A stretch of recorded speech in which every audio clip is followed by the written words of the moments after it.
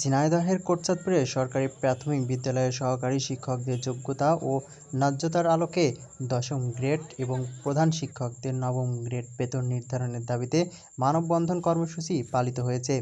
বৃহস্পতিবার বিকেলে শহরের উপজেলা পরিষদ চত্বরে এই মানববন্ধন করেন উপজেলা প্রাথমিক শিক্ষক শিক্ষিকারা। এ সময় বক্তারা বলেন, 2009 সাল থেকে আটকে থাকা সরকারি শিক্ষক থেকে প্রধান শিক্ষক পদে পদোন্নতি দ্রুত বাস্তবায়ন, সহকারী শিক্ষক এনটি পদ ধরে পরিচালক পর্যন্ত যোগ্যতার ভিত্তিতে শতভাগ পদোন্নতি দিতে দাবি তুলে ধরেন তারা। আমি মোহাম্মদ কামরুজ্জামান, সহকারী শিক্ষক, নওদাগ্রাম কাশীপুর সরকারি প্রাথমিক বিদ্যালয়। আমরা দীর্ঘদিন ধরে এই সহকারী শিক্ষক সমাজের তরফ থেকে বিভিন্ন সময় আমাদের দাবি দেওয়া পেশ করে আসছি, সেই 2012 সাল থেকে, বৈষম্য শিকার যখন থেকে তখন থেকে। এই মুহূর্তে আমাদের গত বেশ কিছুদিন ধরে আমাদের নতুন অর্থমন্ত্রীকালীন সরকারের আমলে আমাদের মন্ত্রণালয় একটা সুপারিশ করেছে, আমাদের 300 টাকা বাড়িয়ে একটা গ্রেড 12তম গ্রেড দেওয়ার জন্য সুপারিশ করেছে, যেটা প্রহসনের সুপারিশ। আমরা সেই সুপারিশের প্রতিবাদে আজকে কোটচাঁদপুর সহকারী শিক্ষক সমাজ আজকের এই মানববন্ধন করছি দশম গ্রেডের দাবিতে।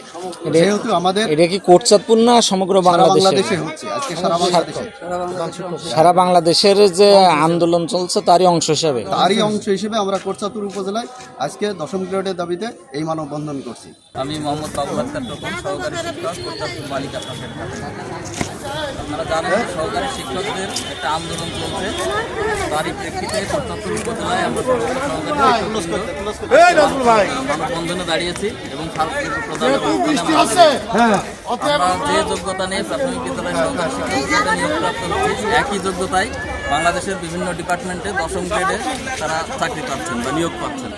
সেই ক্ষেত্রে আমরা মনে করছি সম্পূর্ণ আচরণ হচ্ছে, যার কারণে আমরা আমাদের দীর্ঘদিনের দাবি, আমাদের প্রাণের দাবি, আমাদের সমস্ত সহকারী শিক্ষকদেরকে দশম গ্রেডে উন্নতি করা।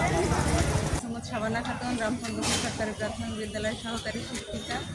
আমাদের এক দফা এক দাবি দশম গ্রেড বাস্তবায়ন। সহকারী শিক্ষক আর মূল দাবি হলো যে এক দফা এক দাবি দশম গ্রেড বাস্তবায়ন।